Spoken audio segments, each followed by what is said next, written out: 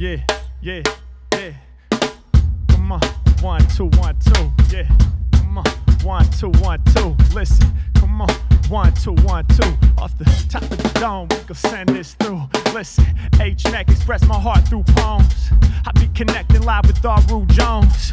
We taking it to new places, we doing things that ain't been done yet. I'm on the vocals, he's up on the drum set. I know we about to take it there, post-pod jam session. Every time I rhyme, I'ma teach y'all a lesson. I be professing when I'm speaking these facts. Oceanic with it, y'all know I go deep with these raps. Yeah, every time I'm rhyming, I be speaking it clear. We got the groove from the Gangstar record DJ Premier. And y'all know when I rhyme, all my flows are top choice. When it comes to spitting bars, dog, it's mostly the voice. I know the deal, we keep it real, got the most appeal. Shouts to Primo, whenever I rhyme, I bring the clean flow, yeah. And every time I rhyme, yo, my lyrics be the fat type. You probably seen Daru live with Jack White. I'm breaking it down right off at the tip of the mental. Y'all be knowing the deal. Never faking, y'all, I'm flowing for real. We getting it done. My heart and soul, I'm spitting it from. When it comes to kicking these bars, I'm rhythmic, son. I got it coming deep from the center. I burn the mic in the embers. Ironically, my flow is cold as December. What's on my agenda? Mostly spitting lyrics off the tip of this. The way the two styles combine is too ridiculous. Dig it. We be flowing off the tip. Y'all know when the mic is in my palm, I'm about to rip. Yeah, I blow your mind with the verse. I'm quick to let it disperse. At 4 years young, he was playing in church. They threw him right on the stage. It's time to engage. Yeah, do it off the mental, never written on the page. Yo, we keep the speaker system blaring. I run it like an errand, put the writing on the wall like Keith Haring. Yeah, y'all know we about to give them everything they need. Through the speaker system, yo, my rhythm about to bleed. I'ma hop up on the get the poppin', yes indeed. Y'all know we be sharing our talents. This ain't no greed. Put it out in the open, I goes in and leave them frozen, it gets drastic. These other MCs is made of plastic. Cracked lips, they gon' need some chapstick. Every time I rhyme, feel like Slum Village, the flow is fantastic. Yeah, y'all know we came to get illa. The foundational builder, I say R.I.P. Dilla. I'ma throw it down to all of y'all, there's nothing they can tell us. Cause we quick to bring the funk, just like Pee Wee Ellis. All up on the concrete, that's where we throwing these lames down. Rhythm is embedded like the grooves from James Brown. Every time I rhyme, man, you know what's the Harry Mack, not no other feel. Grooving like Clyde Stubblefield, I bring it to you. I spark like Jabbo Starks. I'm here to impart the wisdom for art. I spit it right off of the tip and keep it too true. Yeah, y'all know we saying R.I.P. the guru. We representing for the legends every time we eventin'. Posted on the internet for certain it be trending. Yeah, I'm blowing minds when delivering these fly raps. I make it crack like a snare, bring rhythm like the hi-hat. I drop it low like the kick drum. Flow is sick, son. Stepping in correct, we about to turn up to some victims. Yeah, told you I be going hard with the poems. I do my art in the zone, connected with Daru Jones, so what's good? Yeah. Woo! Let's go. Dang. Bro. Hey, Freestyles up the top 10? you already know, man. Jeez, that's an NFT. Crazy. Yo, this is for my flow state.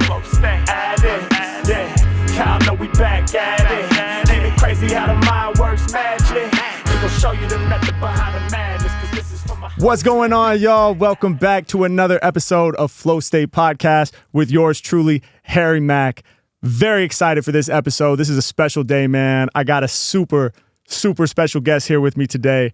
I'm sitting next to an award-winning drummer, somebody who has gone on multiple tours with Jack White from the White Stripes, somebody who has performed and recorded with, you know, some of the greatest hip-hop artists and groups in the entire genre, from Nas to Slum Village to Talib Kweli, Black Milk. That's just scratching the surface. This is somebody who has served as the musical director for the legendary producer Pete Rock and is a member of Pete Rock's band, the Soul Brothers.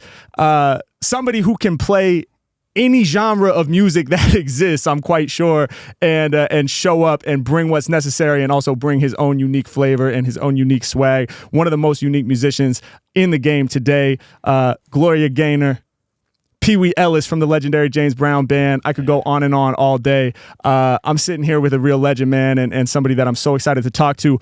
My friends, the great Daru Jones. What's going on, man? Oh my God, that's a lot of pressure. That's a lot of pressure. Did I really do all that stuff? I'm pretty sure you did, man. Oh man, I'm still learning and growing. Oh. Yo, shout out to brother Harry Mack. I'm so honored and excited to be on this show for a lot of reasons. We got a lot to talk about. Yes, sir. And yeah, I'm thankful. Man, now grateful to have you here, bro. I'm glad you could make it on. And, me being a drummer myself, it's extra special to be sitting next to somebody of your stature, man. And, it's really dope. It's just for what he just said, y'all. He's a drummer. So my head was cracked when I found that out, and I definitely got some questions, that we can discuss later on. But absolutely, yeah, it's crazy, yeah. Me and you had the chance to hang out just maybe a couple weeks back, and I remember that was one of the first things I mentioned to you was that I actually, my background is as a drummer as well. So, and I remember I think I first saw you years back, on Instagram maybe, and I think it was a video of you playing a Dilla beat. And doing your own thing with it, and immediately I was hooked, and hooked on the way your drums looked and the way you were playing the groove, and I want to get into all of that, man. But just to get us started, I know you've lived in a few different cities across the course of your career, but you've been in LA for the last few weeks or so. Actually, since the Grammy Awards. Since the Grammys. Okay, dope. So actually since the NAMM convention. Right. Okay. So it's been a couple months now then. Yes. Okay. Yes. How you enjoying Los Angeles, man? Oh man, it's been a blessing. And I actually wasn't planning on being out here this long. Yeah, really. Like, I've been coming to LA for years throughout my career, and I'm just like, it's always been in and out with different artists, and but this time felt different. But again, the NAMM trade show is an annual event that they have in Anaheim, and during the pandemic, I think obviously it's shut down, but I missed the last couple of years because I was on tour with Jack White to support his releases. Yeah. And this year, since I'm off, I was like, man, I gotta go. I have products available, and although a lot of the companies that I endorsed were not, present, they had reps there, but they didn't have like the booths, which was a downer. But anyway, I made it out this year. Just to kind of shake hands. Like, NAMM is like a family reunion. Yeah. You see people that you haven't saw in a long time. And it was cool to be there. And then I planned on coming to the Grammy Awards just to network, you know what I'm saying? And just to be, it's a different experience when you see it from behind the scenes. Yeah. Like when you see it from like the artist perspective. So it was cool. And then I actually ended up playing a couple Grammy events, and I just never left. And the crazy thing, when I went to NAMM, normally when I would go, they have a lot of different halls that you can check out, and everybody gravitates towards the big hall with the drums and the DJ, the different booths. Yeah. And normally I'm just in that hall. But this one time I ran into a drummer that that was a fan, and he invited me to come out to a Sony booth, which is in a whole nother building. Okay. It's the building that I never really go in, although I'm a producer and I do use gear, and it was my first time going in that building that I've never been in. So I went into that building. I was meeting people, and they were just like, yo, are you going to be here after the NAMM is over? And I was like, I don't know, I'm still figuring it out. So that was really one of the reasons why I stayed, because I wanted to go. I got invited to go by the Sony I don't know. It's one of the headquarters that they have in Culver City. Okay, Culver City, Culver City, yeah. Dope. So I stuck around for that. Dope. And then things just kept coming up and just kept lingering my trip, and I just never. And I was like, maybe LA, maybe the universe is telling me, I need to extend my trip. So here we are. Man, I love it, bro. Well, look, I can look selfishly, I'm very excited that you're spending so much time here in LA, man, because we get to hang and we get to do this, and I'm excited to jam with you a little bit later as well, yes. And actually collaborate on the musical tip, but. I want to just, for my audience and people who are maybe just getting familiar with you, you're from Michigan originally, is that right? Yes, sir. What part of Michigan? It's outside of Detroit. Okay, outside of Detroit. That makes sense. Okay, yes, sir. For sure. Yeah. I want to know, just going all the way back, man, like how old were you when you first started playing the drums, and how did the drums kind of like come into your world? So I started playing the drums at the age of 4. My mom and dad, they're both musicians. Okay. And my dad was my mom's organ teacher. That's how they met. No way. That's wild. Okay. Yeah. So dope. Just growing up, being in a household where, both my parents are musicians. So there was a lot of music being played and listened to. But yeah, my dad was my mom's organ teacher. And I went to a church where we had service almost every night of the week. Wow. And so when I went to church, I had a lot of cousins and uncles that played drums, and that's what I gravitated towards. There's something about the sound being loud and people being animated, and I was like, man, I want to do that. So at the age of 4,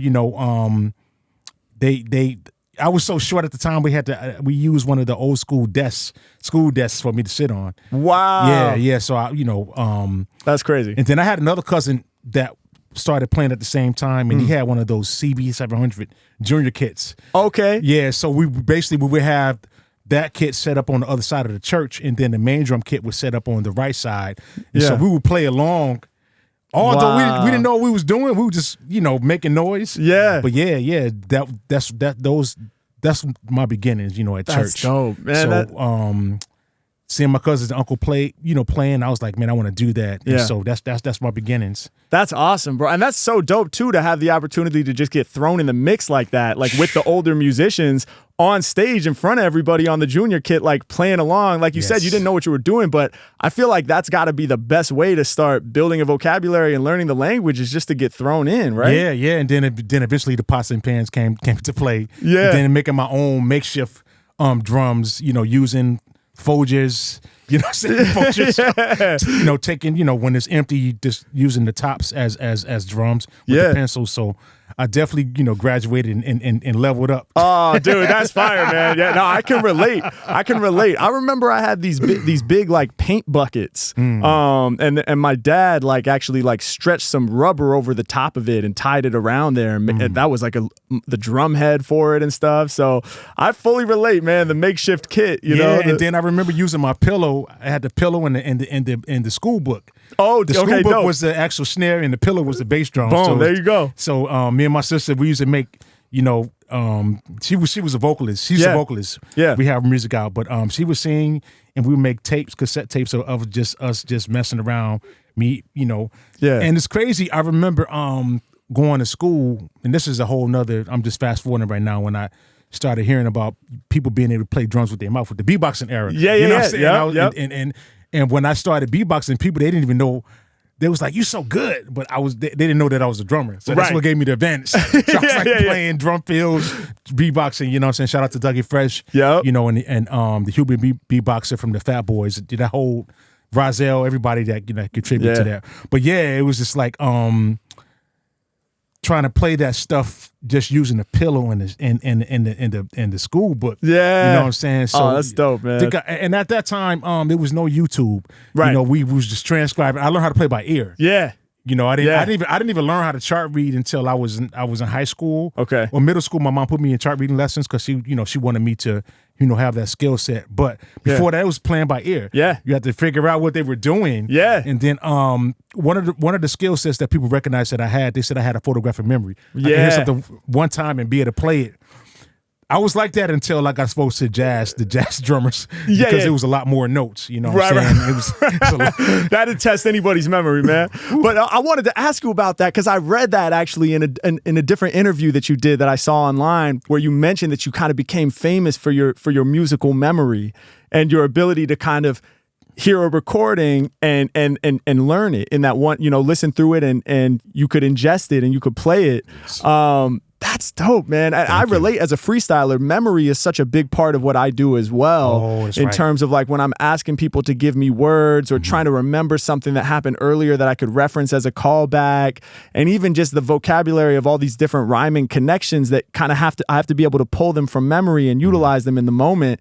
So I really related to that. Is that always been the case for you? Did you always, when you first started learning music, you kind of had that memory there for you, or did you build that up over time? I don't know.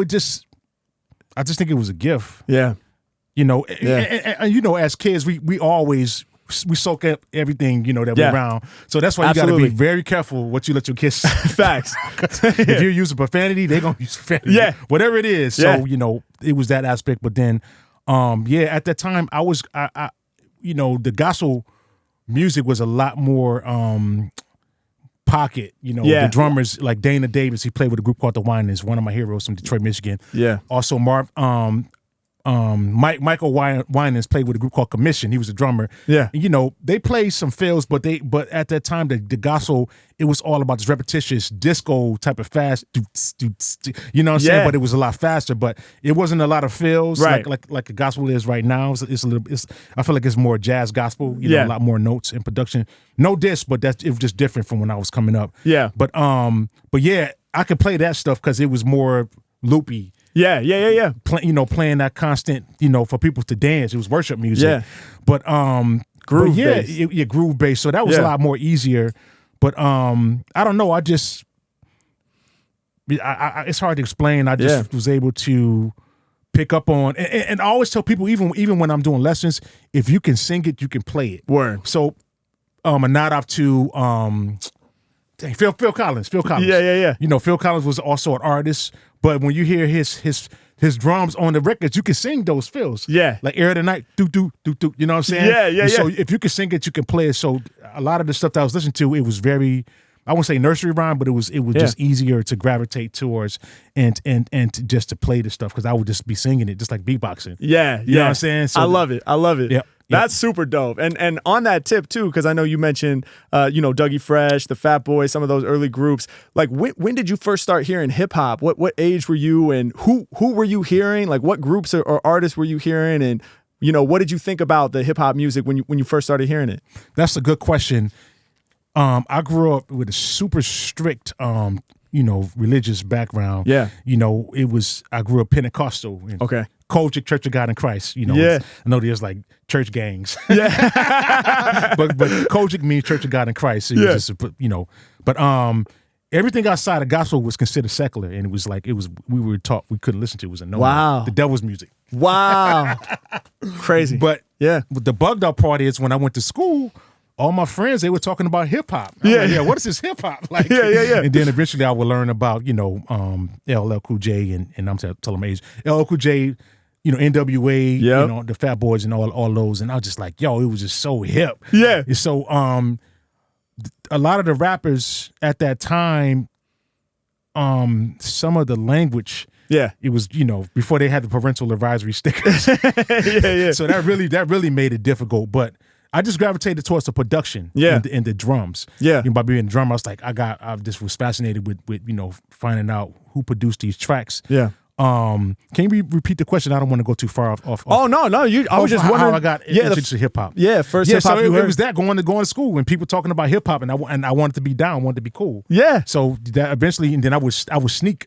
I would sneak, when I went home, it was a lot of gospel being played, Rance Allen, who was actually my godfather, the Clark sisters, the Winans. I'm talking about the, gospel artists that we were listening to like in our homes. Right. But when I went to school, they were mentioning all these different rappers. Yeah. So at that time, this is when they were making real music videos. Okay, yeah. Yo MTV Raps. Yep. You know what I'm saying? Yep. Yo BT, MTV Raps. I would go and I would literally, I had a cassette player, and my cassette player was like my best friend. I would record everything. Yeah. So I would put my cassette player up to the TV, and I record from the TV. Yeah. And that was my introduction to the hip hop. Yeah. Then eventually I would, fashion played a big part too. Yeah. You know what I'm saying? Then I would eventually get introduced to the Source magazine. Right. So it was like fashion and just the hip hop. So that was my introduction. That's dope, man. I love that. Sneaking. You had to sneak it. It's funny, man, because even for me, I remember kids like buying the CD after school, like with their lunch money, and then peeling off the parental advisory sticker. So by the time they got home, like their parents didn't know that they weren't supposed to be listening to it and stuff. And, so it is. I think it's like that. So I relate to that a lot. I wonder too. I want to ask this, like, for you as a drummer, when you were first hearing hip hop beats, because a lot of the time it's not like a live drummer necessarily, it's a program drum pattern. Yes. Although I guess in the early days though, it was a lot of loop drum breaks and stuff. So you were also hearing live drummers in that capacity. But when you were hearing like program beats, did you know at that time like that it wasn't a live drummer? Like when you heard it, did you assume that it was a drummer and try to imagine how you would play it? Like, so at that particular time in the 90s, I feel like a lot of producers were using loops. Yeah. Shout out to Clyde Stubblefield, rest in peace, and Jabo, rest in peace. They were the drummers for James Brown. Yeah. So you have Bernard Purdy, who was a living legend, still around. Yep. James Gatson, who's still around, played with legend. Bill Mack, Bill Withers. Yep. So a lot of the producers from DJ Premier, Dr. Dre, Pete Rock, RZA, they were looping from those beat breaks. Yeah. Shout out to Breakbeat Lou. Yeah. And then they were adding additional drum machine, like Eric B. Eric B. from Eric B. and Rakim. They were using loops, but they were adding more drums on top. Layering. Layering. And, what's another producer that produced with Slick Rick? Marley Marl. Yeah. Mm-hmm. Marley Marl. Yep. Yeah, so I can recognize some of the loops eventually, because although I didn't find out that it was a funky drummer, I just knew that I heard those patterns, and then eventually I was able to put, the artist with it. But I noticed that they were layering those drums on top for like the 808s. Yeah. Just to give it that's how the hip hop was back in the day. So I don't think it was far fetched from like them being, playing drum patterns. Right. But I think it was that's just what it was, like that whole New Jack Swing. Yeah. Teddy Riley, it was just mad drums, and the tempos were a lot faster. Yeah. It was, people would break dance, and it was just, like those like Big Daddy Kane tempos and the more upbeat kind of stuff. Yeah, I love that sound. So though. I guess I would need to ask the producers, why did they decide to add additional drums? I don't know if it was from a mixing standpoint, because when you using drum machine drums, it's already EQ'd and mixed. Right. Versus, the loops, they're coming from pre-recorded records. Right. You know what I'm saying? And whatever the mix is on that loop, that's they don't really have a lot of facts. A lot of room to. So I think the additional drums help give them that low end. You know what I'm saying? Yeah, no, absolutely. Yeah, exactly. That 808 under the kick just, makes the sub kind of explode like that. So, but that's dope though, man. And speaking of legendary hip hop producers, you're somebody who has had the opportunity to, play with Slum Village, tour and perform with Slum Village, which for anybody, watching or listening to this that is not familiar, that's J Dilla's group. And J Dilla is my favorite hip hop producer of all time. Wow. And somebody whose drums changed, hip hop in many ways. Like, the way that he did the drums and the way that he programmed them, and the fact that it wasn't quantized, it wasn't snapped to the metronomic grid. It was his real feel that made those records so dope. I have to ask, because I'm a fan, and I'm lucky to be sitting here with you. How did the Slum Village gig come to be? Like, how did you end up getting to go on tour with them? And what was that like for you, man, being able to play drums on all those classic beats? Yeah. I want to give a shout out, and I hope I don't get too far. I want to shout out RZA, because RZA, when I first discovered Wu-Tang Clan, even as a drummer, I noticed RZA, his drum patterns were a little glitchy. Yeah. But from what I was told, or even watching the documentary, that a lot of those producers, when they got the machines, they didn't read the manuals. So they just, you know what I'm saying? So some of that stuff was just, they didn't know the quantize was there, maybe. Exactly. That's fire, though. That's crazy, man. That's so cool. I want to say the first time that I really recognized that kind of brokenness was RZA. Yeah. So, and I know it was because of that factor that I spoke about them not reading the manual. Sure. But anyway, back to the question. Yeah. J Dilla, rest in peace, JD, James Yancey, big fan. And it was definitely an honor to be able to come on board as Slum live band drummer. This happened when he transitioned in 2006. Okay. Already being a fan of his music. And just at that, even before he passed away, man, I just feel like he got people started really taking notice. Yeah. He's been here all this time. Right. Tribe, you know what I'm saying? A lot of records. And even at that time, I was a big DJ Premier head. So when I started, Gangstar, you know what I'm saying? I was premoed out. Yeah. Even though I knew JD's work from Stakes is High. De La Soul. Even with Tribe, I was just a primo head for years. But I still respect those work. Anyway, that gig came about through, I was living in Pennsylvania, Pittsburgh. Okay. I moved to Pittsburgh to work with Phil Solomon. Yeah. He's from Guyana. He makes steel drums. Okay. So all, the island music. Yeah. The pan. So before that, I played in a percussion ensemble in Michigan, but I got the opportunity to work with Phil Solomon. So I moved to Pittsburgh. Yep. And he had a family band called Still Impressions. Yeah. And I would tour and I would play shows with them over the weekend. Okay, a company band. We would go out and perform. Yep. To showcase the steel drums. Yeah. So I learned how to play all those Caribbean, the calypso, and all those island beats. And I remember being in the scene. People started finding out that I was around. And I was working my way, and then there's a venue called the Shadow Lounge. Shout out to Justin. It's just this the Shadow Lounge was like, I don't know what's the hip hop venue here in LA, but it was like the place for everybody that would get booked to do hip hop shows. They would play at the Shadow Lounge. It was like the place. Dope. I became the drummer for. They had a spoken word residency. Yeah, and I played in a house band. Yeah, and so I had built up this reputation of being able to learn people's music at the last minute. Yeah. And basically, I got an opportunity. It was a guy that was living in DC. His name is Abs. He had a group called Ab and the Sojourners. Yeah. And at the last second, his drummer flaked out on him, or he couldn't make the show, whatever the case. Yeah. And so by me building his reputation in Pittsburgh, like, yo, this cat Daru, he's killing it. Like, he's his drummer. And shout out to Ime Alaquiva. Ime is doing this thing. He does films. He got a studio called Your Mom's House. Okay, so nice. I remember going to record it, but Ime gave me the recommendation.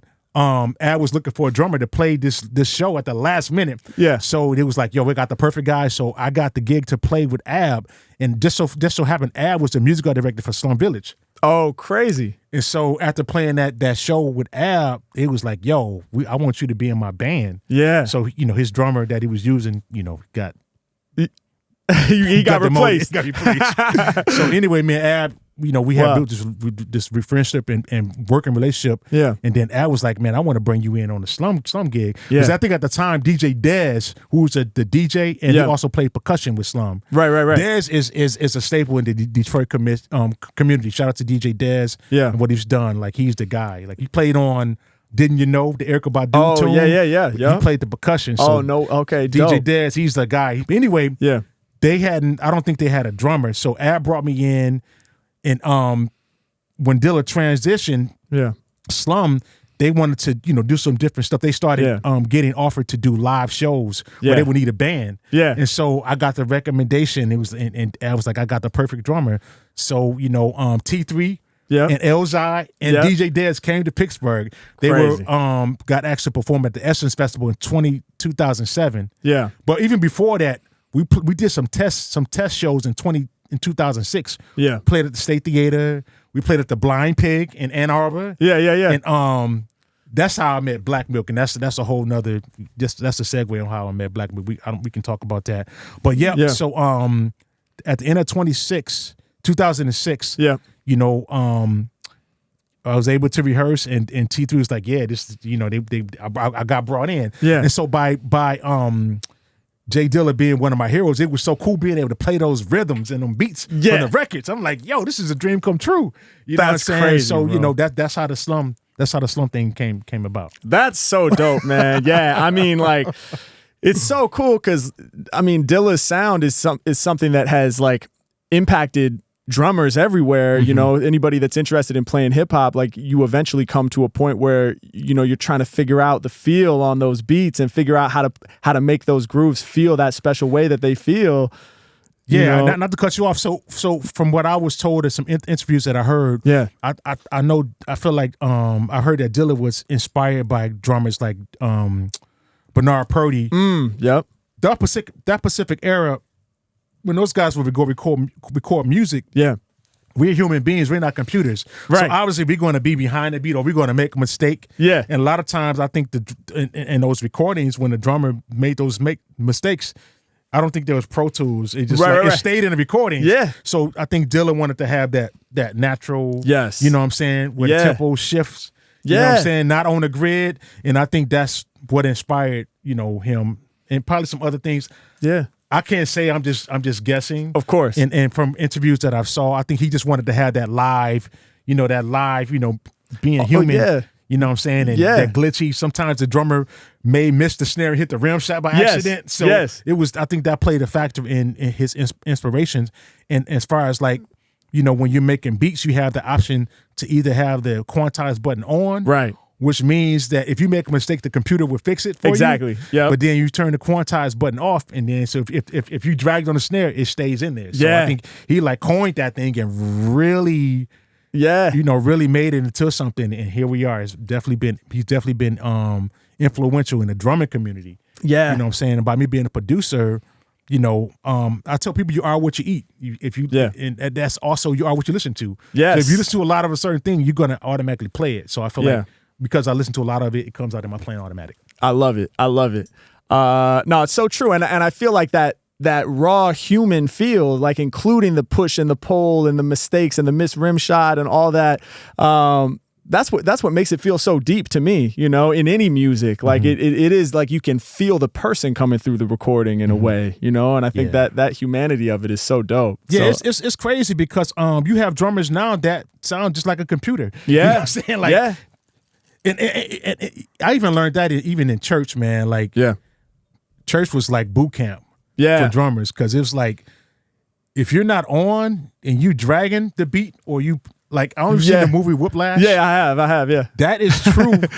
That's boot camp in church because like, back in the days, if that person that's singing and they tell you to pick up, you're about to get booted. Yeah. You would be getting slid off. The next drummer was ready to come in and relieve you because they did not want the drummer dragging. But now dragging is a thing. Right. And now I'm playing the most fills is a thing. But back in the days, it wasn't about like drummer, having that much freedom to express a lot of that's crazy the way things change. Yes. I want to ask you that too because you have played so many different styles of music in your career, from playing rock with Jack White to doing the hip hop stuff with Slum to doing the funk stuff you've done with Pee Wee Ellis and others and everything in between.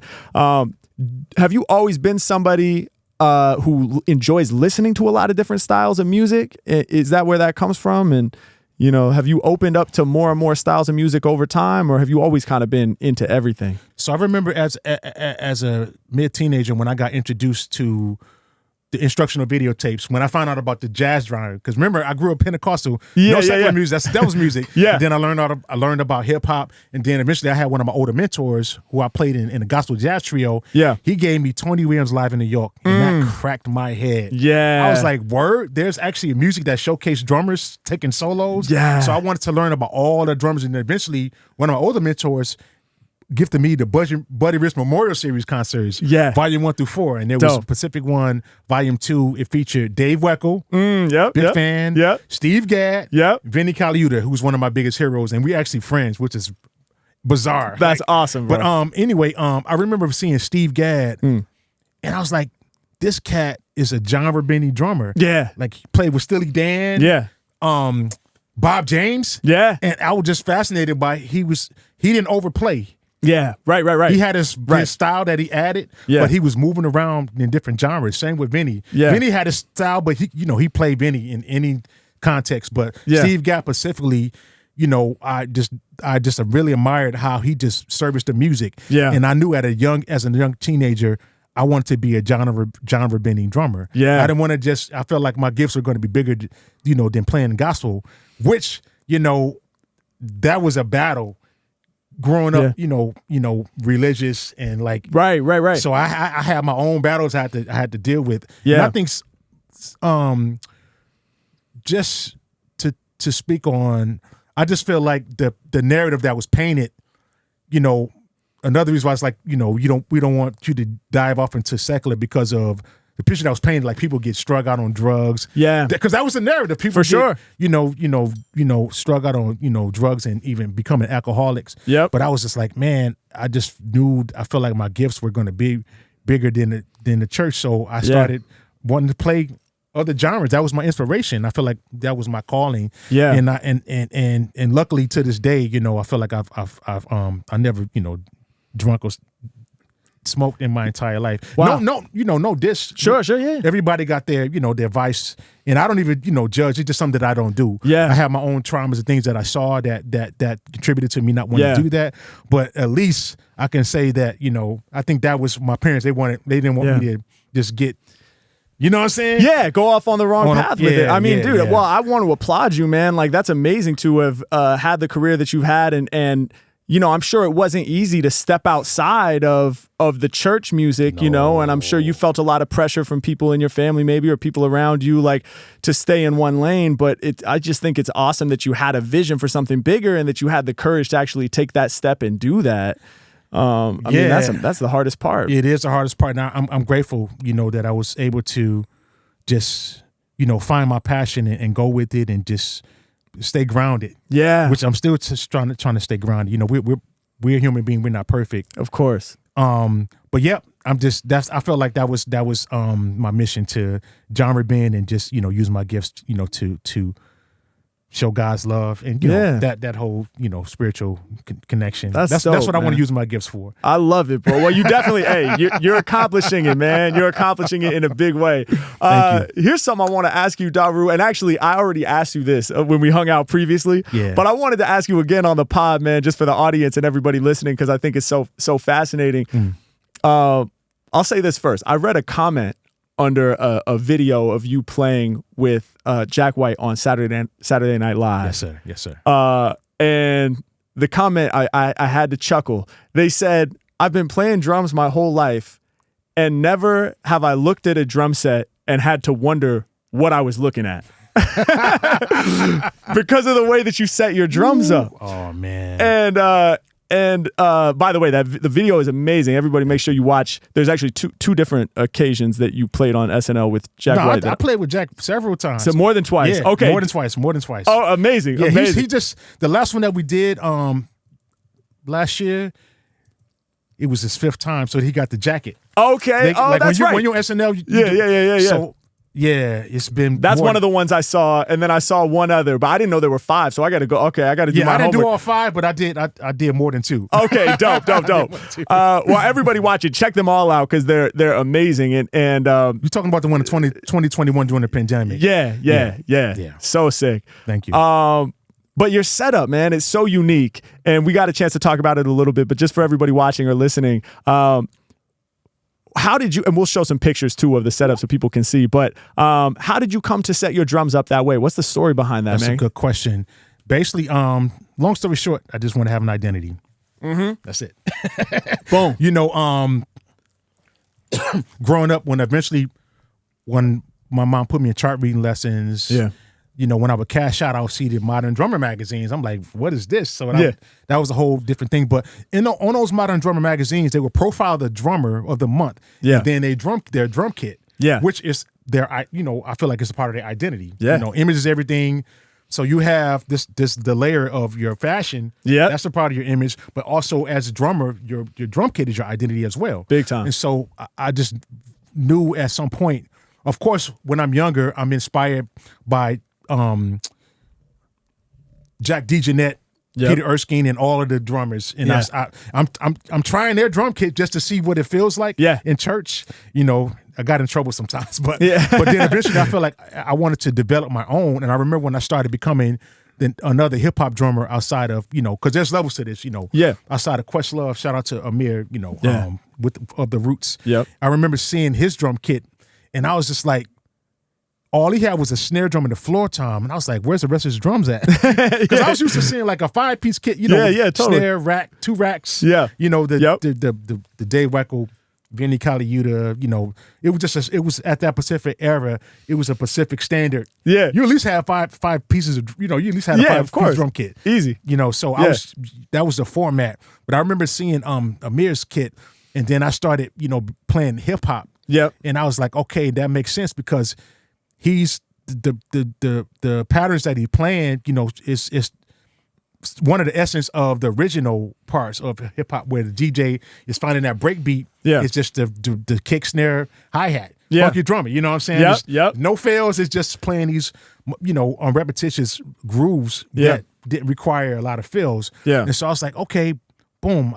For the artists that I was working with, Talib Kweli, and that era of producers, it was just loops. It didn't require having all, so I was like, I don't need those times. Right. So I downsized my drum kit. I also had a small car. Yeah. And some nights I was doing 2 and 3 shows a night. Yeah. So I literally was trying to figure out a way, how can I pack less gear in my car to make an easy breakdown. Also, I feel like I didn't need all those times. And then I downsized my kit to look similar to Questlove with just a snare drum and floor tom. Right. As y'all know, in the hip hop community, is all about having an identity, being original. Yeah. If you sounded like, I grew up at a time in the hip hop where people they didn't want you to sound like them. Right. They didn't want you to look like them. Right. If you had the same it was people wanted to have an identity. So I was like, man, I never wanted to be in the same room with Amir and he'd be like, yo, this cat is biting off my drum kit. Word. Yeah. Wow. So I was like, I had to figure out, now I'm playing minimal drums. What can I take?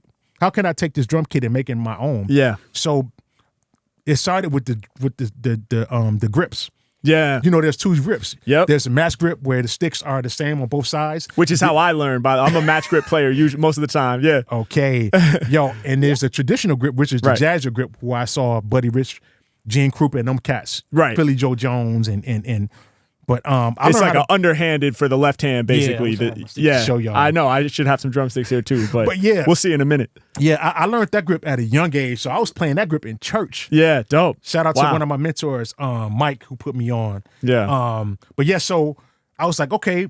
I remember seeing the guys playing the marching drum. They always had the drums tilted. Yeah. The marching drum, they had it angled. Right, because the way it would hang off the body, basically, right? It naturally tilted. Yeah. Exactly. So I was like, okay, I could take this same configuration, but let me tilt the snare drum. Yeah. So it started with the snare drum first. Okay. And then I woke up one day. I was like, man, what would happen if I do the floor time? So it was basically all for looks. I just didn't want my drum to look like a mirror because I didn't want to be in the same room, and I look like a copy. Yeah. And so and then with the cymbals, I wanted everything to look like furniture. So everything was straight. Yeah, I wanted my drum kit to look like a car or a piece of furniture. Yeah. You know what I'm saying? And dude, it works. And then I sit really high. I wanted to dominate the kit. Yeah. And come down on it. And then also, I'm a drummer that play with a lot of showmanship. So I'm like standing up, moving all around. And shout out to drummers, Gene Krupa, who's one of my favorite drummers. I don't know if you're familiar with Gene Krupa. Of course, yeah. Them cats, they were very animated. Yes. And it wasn't out of a gimmick. Right. Like it was show, but I think they did the stuff because they felt it. Yes. And that's what I wanted to do. Like, so when I'm standing up or moving around, I'm actually becoming a drum. Yeah. You know what I'm saying? I love that. So it's like the kick. So I'm like, yeah. You know what I'm saying? And then when I hit that cymbal, it's like, and the cymbal is sustaining. Yeah. I'm becoming the cymbal. Right. You embody it. So that's my style. But anyway, so dope. So basically, just to have an identity. Yeah. I remember seeing find out about Michael Jackson and Prince, and Prince, he wore the stilettos. That was a part of his identity. Yep.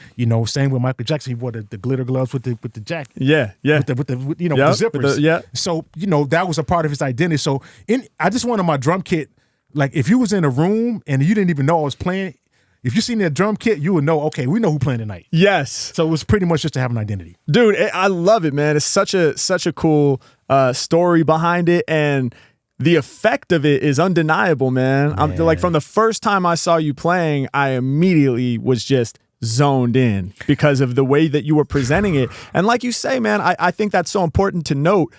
There's an element of showmanship that it's not like, you're saying it's not inauthentic, it's not forced, it's not a gimmick, and I try to embody that when I perform as well, like I could just be standing next to somebody, okay, give me some words, I'll do a freestyle, and just spit the bars just, without really selling it, you know what I mean? And that would only go so far. But I think a big part of the reason why like what I do connects with the audience is because I kick it like in a certain way. You know what I mean? It's in real time. It's in real time, and I show with my body how I'm feeling, and I show with my face how I'm feeling. So it's like the lyrics aren't just, it's not like it doesn't feel like I'm reading something or just saying something stagnant or stale. And I think that's so important, man. And I totally get that coming off of you when you're playing the drums. That thing about you embodying the drum that you're hitting, it really resonates, man. I love that. Much respect to Harry Mack. If y'all don't know, do your Googles. What he just said is what really impressed me too. Because, coming from the similar cloth, but just doing the different thing. Yeah. But yeah, one thing that I could say about my drum kit, I had to start over. Yeah. To change my vocabulary. Because I was used to having the toms, the racks in front of me. Yeah. So I had to figure out how to play drums all over again. Oh yeah, I'm not surprised because just a minute ago, because we're gonna do a jam after this. You guys are in for a treat. But you had your drum set up, and then you were off getting some water or something, and that we were getting sounds. The engineer was like, "Do you mind playing his drums?" I was like, "I'll try," but I don't know. The stuff I play doesn't work on these drums, man. So I had to switch to the. You made it work, but for me. It made me be more intentional. Yeah. Because when I hit that time, and I definitely expanded on my setup. Yeah. The setup that I just mentioned, it was like the first beginnings, but I definitely added more times for the different gigs. But I had to be intentional because it's not easy to get to those times. Not at all. So when I hit that, it's gotta count. You gotta mean it. Because if I'm just doing it, it can be a fumble and it can be a bad look. People got their cameras ready, so I could, you know what I'm saying, go viral just from fumbling. So it also forced me to figure out how I can get more sounds out of less gear. Yeah, because you have one drum, but you can get different sounds. Totally. If you hit the snare in the middle, that's a different sound. If you hit on the rim, the buzz roll sound. So I had to figure out how to get more sounds, and then even with my different grips. Yeah, bro. With the it's a whole thing. Yeah. So people that just want to imitate or they see it, it's a whole lot of things that go be. It goes deep, bro. It goes deep, bro. So dope. Daru, are you familiar with the concept of flow state? I'm getting. I know it's the name of the podcast, but can you put me on? So I don't want to mess it up. Yeah. No, not at all. Yeah. I'll just like a basic kind of breakdown. So flow state is like when you're so engrossed in the task that you're doing, like you're so in it. Like a lot of people would say you're in the zone. Right? Mm-hmm. Like when we would see Kobe just like, putting up the game-winning shot or whatever, and he knew he was going to sink it. He's so in the zone.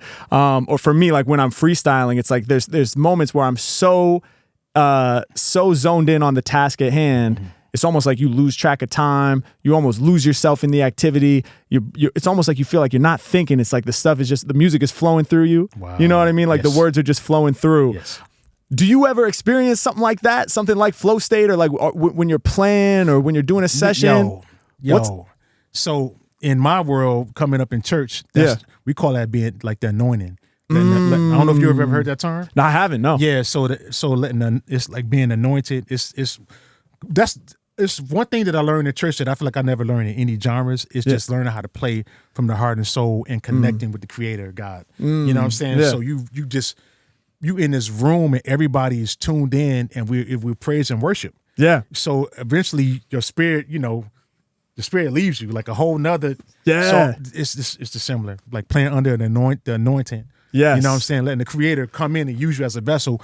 And that's one of the things that I wanted to do, because I feel like a lot of times people, they go their entire life and they never find out what their specialty is. Yeah. Because they busy trying to imitate somebody else. Yeah. Which is great, when you're coming up. But like as men, when you're a kid, you do things that kids do. Yeah. You be like, oh, that Superman, that's my hero. I want to get a cape like him. Yeah. But then when you start paying your bills and you grow up, you come into your own men. Yeah. And I feel like that's what we should do as we grow in our, whatever we're doing. Yes. So I knew eventually I need to go inside and find out what my specialty is. Yeah. So that's why you see the drums angled that way. Yeah. And just, the different approaches, because I want to, look inside. Who am I? Yeah. Yeah. And so even when you're doing that, people, they're going to poke fun. Yeah. They don't understand, you know what I'm saying? Right. So that's all good too. But then, some of your geniuses or people that's out there that do these mind-breaking things, they're going against the grain. Yeah. And when you're going against the grain, you're going to get ridiculed. People are not going to understand. But then years down the line, when people finally catch up, then you know what I'm saying? Everybody calls you crazy until you're successful, then they call you a genius. Yo. It's that thing. Yo. So just I just really want to go inside and just like the flow, just sticking with the question, being able to just allow the Creator, because that's why I want to continue to live a certain way. Yeah, I'm human. I still make mistakes, but I feel like if I stay grounded, live a certain way, I feel like the Creator can, I'm allowing Him to come in. Yeah, versus being influenced by what I see somebody else do. Right. Right. You know what I'm saying? Yeah. Just like when you freestyling. Yeah. You know what I'm saying? Like staying open, staying in the moment. Staying in the moment. Yeah. Staying in the moment and allowing the energy to come and just you just it's hard to explain. That's why I'm still a believer. I mean, I'm not religious, but I know there's, Yeah. There's definitely another source of power. And I believe in God and His Son Jesus Christ. But I think it's just allowing, like it's like when somebody's being shy, right? Yeah. But when they finally open up and be themselves, you get to see all the specialness. Yes. You know what I'm saying? Yes. So it's the same thing. Like if you zone out and you just really get in tune with yourself, there's a lot of beautiful things that can come out. Absolutely, man. But a lot of people they don't even tap into it. I know. Yeah. Yeah, well, it's and sometimes it can be a challenge to get to a place where you feel comfortable, because I remember like there were plenty of times where maybe I wanted to do a freestyle or I wanted to like get loose and do my thing, but I felt shy, you know what I mean? Or I felt, self-conscious. I don't know, maybe I'm going to mess up, maybe everybody's going to say I'm whack, this, that, and the other thing. And, you can have those sort of mental blocks. Even now, sometimes it takes me a minute to open up and get into it, when we go out and shoot content, to have to approach strangers and, interrupt their day and, you subject yourself to this rejection and all that. So sometimes it can take a minute to get into it, but I completely agree with you, man. It's like, when people are in that flow and you see it, you recognize it and you feel it and you're like, man, that person is being themselves right now fully. Yo, that's all we got because AI is doing one thing, trying to replicate, but that's all we have left. Yeah. Otherwise, AI just took over. Yeah. All we have is us being present. Yeah. And being in that moment and digging. Yeah. You know what I'm saying? Totally. So there's a lot of. And there's no diss companies coming out with the break packs and all that, which is cool, but it ain't nothing like being in the studio creating with those musicians.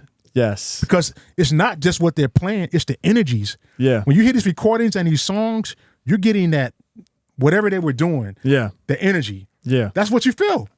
100%, bro. That's why you cry or you get excited because of the energy that was put in. And so that's something that's all we have left. Yeah. We can listen to the same drummers, shout out to Peter Erskine, but the way that you're going to interpret his playing is going to be different from the way I interpret it. Yes. You know what I'm saying? Yes. So that's all we have left is the way that we interpret it and us being in that room present. 100%. So it's cool to do the beat break packs and let people, sample it, but it's not the same when you hear the funky drummer break down. Not at all. Because that's in a song. Yeah. That's a breakdown in a song. Yes. Yes. Rocksteady, their breakdown in the song. Yep. You know what I'm saying? Yeah. So, yeah. I just think it's about having balance. 100%, dude. I could not agree more. Daru, this has been an absolute pleasure, man. Thank you so much for stopping by the podcast and bringing your energy and bringing your vibes, man. I feel just so inspired sitting here chatting with you. And, I'm also getting fired up because you talked about the special thing of creating with other musicians live in the studio. We got a treat, man, for everybody listening and watching this episode. We got your drum set up. We got a mic set up for me over in the live room, man. So what do you think, bro? Should we go throw down, man? We should. I want to say something. We had a hilarious experience. I remember, and I know you guys can either cut this out or keep it in. I remember when our first initial meeting. Yep. So I'm in the Highland Park. I've been hearing about this area. It's like it's the place to be. Yeah. And and there's a restaurant called Home State. Yeah. We was trying to find a place to go eat. Yeah. And I was like, I've been going to this place, Home State, and Harry knew what it was. Yeah. Spot is dope. I know I'm plugging them. Probably get some more business. Let's make a Daru Jones taco and we'll call it even. There you go. But yeah, so we meet there for the first time to eat. Yeah. Right. So we're sitting outside, and then I'm just talking to Harry, and I'm like, "Yo, you know that Stone store next door?" Yeah. Yep. We both bugging out. Yeah. And right as I said that, we were sitting right next to the office, and Peanut Butter Wolf walks out the door. Crazy. Absolutely insane, bro. Insane. Literally, because I was scheduled to meet Peanut Butter Wolf after our meeting. I know. I didn't even know that. So I was extra tripping, dude. That was such a bugged out moment because I was like, running behind. Yeah. And I was texting him, letting him know that I'm almost finished. Yeah. And he just so happened to walk out of the back, and he walked right into us. Crazy, bro. And then we got a chance to give Harry Mack the tour. Yeah, bro. It worked out perfectly for me. I was like a kid in a candy store, bro, walking through Stone's Throw, seeing those pictures of Madlib and Doom and Dilla and all the incredible music that's come out of that place. Yeah, man. I want to shout out Peanut Butter Wolf. You know, definitely they built a legacy. You know what I'm saying? And I know Madlib through Stone's Throw. So shout out to my brother Madlib. You know what I'm saying? He's legend, one of a kind, one of the goats. So man. grateful I was able to play with him last year. Yeah. At the Napa Blue Note Festival. Mad Rue, we'll talk about that. Let's go. But yeah, it was just cool that moment. Yeah. And seeing so special, seeing Stone's Throw on records, just that glass window. Oh yeah. And even with the MF Doom. And, shout out to Eric Coleman who took the pitch. Yeah. Did the photography for a lot of those records. It was just cool being in that space and seeing Figuerella. Yeah. I was like, I heard this on records and just being there. So it was just cool that we both it was amazing, man. So dope. So dope. And then another thing that I want to talk about that we didn't talk about, when I was chopping it up with Harry, I was asking about, finding out that he's a drummer. Yeah. This cat was like, I took lessons with Peter Erskine. Yeah. I was like, yo, that's one of my favorite drummers. Shout out to Peter Erskine, bro. Yo. Yeah, I was blessed. I got to study, take private lessons weekly with Peter Erskine for 4 years when I was studying in the jazz studies program at USC. And that's like a priceless experience for me. Bro. I learned so much, man. I learned so much. Shout out to Peter Erskine. So Harry got to be a bit about the business because I know Peter ain't just taking on anybody. So we gotta get Harry some gigs so y'all can see the tippings and yeah, that's right. Yeah, we play some straight ahead jazz, man. Yeah, but Peter, I had both of those instructional tapes, man. They were classics. He was smooth. Oh yeah, and the way he groove, insane. He's definitely a part of my DNA. Pause, like with some of my drumming, like I was Peter, seeing him with Pastorius. Jocko. Yep.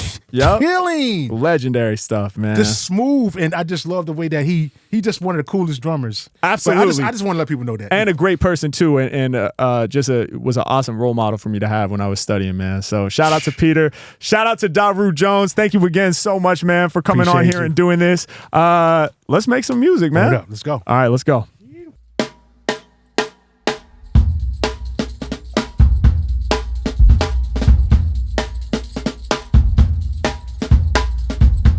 Yeah.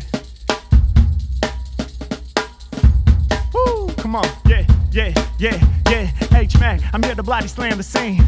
I got you shaking like a tambourine, bringing the percussion every time I'm busting. Whole nother league, that's where Harry Mack is up in. I be up in the clouds, I know they turning me loud. I'm killing the game, I'm doing y'all proud. I'm taking it further, I'm taking the vow. I'm staying committed, and every time I'm rhyming off the mentally with it, you know I exhibit the skill. Here to get ill, right from the ground to the sky we build. Never stopping, they ain't really got no option. You know I got these rappers dropping until they coughing. I bury y'all. When he's rhyming, they be saying that's just Harry, y'all. Every time I'm popping up, you know I'm scaring y'all. Terrifying, no denying, up in the sky, and I just keep on flying like a 747, maneuver through the heavens. Every time I'm rhyming, my amplifier be all up on 11 like Spinal Tap. My rhymes react instantly. I roll in like an infantry. I know the fans on the planet are into me. Yeah, I've been dreaming of it since the infant G, and now we finally out here manifesting. 1 2 1 2, I be microphone testing. I got a black belt and making the track melt like Bruce Lee. When they want the illest, they choose me. Yo, who's he? The one that's spitting the groovy. I'm going so fast, off the mental they lose me. They can't even follow this. Nobody can swallow this. Every time I rhyme, I be blasting off like Apollo Kid, right into the atmosphere. If you want the realest ever, yo, the Mack is here. I'm back for more, raps galore. I'm all of mine, my flow divine. I got the rhymes, I'm up your spine. You feel it deep inside your core. I give them more, I leave them floored. They never bored. I got your jaw dropping to the ground quick.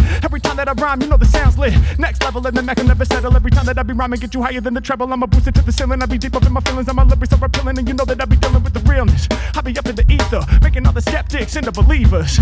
Gotta be the #1 achiever. Can't see me losing, I can't either. Y'all know that I don't give a damn, just like a beaver. When I build it, I'm the realist. Take them all up on the field trip. I feel like Will Smith, cause the instrumental slap. Y'all know I'm writing exact, and that's a fact. You can read it in the encyclopedia. I be bleeding the facts on top the track. I'ma rock the raps, I'ma live the facts. I'ma hit them hard, they be getting scarred. Ain't nobody close to me. When I grip up on the MIC, I roast them C's. Supposedly they on a similar plane, but every time I rhyme, I open up a window into the brain so you can see exactly what I've been thinking. Going so fast, you can probably miss if you blinking. Got these rappers straight shrinking. Every time the glasses they stay clinking. We be cheersing. I'm the only rapper that they hearing. I'm the MC they all be fearing. I be moving right through the clearing. Every time that I be appearing on the track, they want the Mack. Yeah, you think you sick, hypochondriac. Yeah, you know I go beyond these cats. Other MCs need to honor Mack. Yeah, my plane, they ain't on to that. I get loose when I'm on the SM7B. And every lyric that I'm spitting sounding heavenly. I'm forever me. I ain't never about to sell out. Yeah, go ahead and pave your own route. Like Daru coming with his own steeds. All around the planet they gon' know me. From Jack White playing rock to Slum Village playing real hip hop. To every other style in between. I'ma let them know how it's spit clean. I'ma let them know how to do it when I'm in the fluid. They get into it, they know I pursue it to a higher plane. When I'm all up in it, you know I'm infinite. I've never been timid, you know I ain't got no time for cynics. I'm about to leave a blemish on the game. I'ma leave them bruised up every time I come through with the smooth stuff. Y'all know they running like some scared cats. This is Daru Jones and Harry Mack.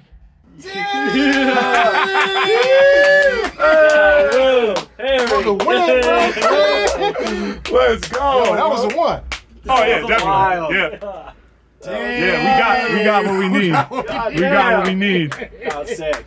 Yo, that's I had it. the whole time That's I was it. like, woo! That's it. I was like, they recorded. I had what's going on. Oh my God, bro, you a beast. Nah, you're a beast, bro. That was incredible. That was beautiful, man. That was beautiful. That was Woo! that's right up on moment. That was magic, man. Daru, thank you so much, bro. Seriously, Appreciate you. man. Thanks for having me on your incredible, platform. dude. Likewise. Every time, man. Yeah, anytime, bro. Yeah, Buddy. buddy. Hell yeah. Wow. You just saw what it is, man.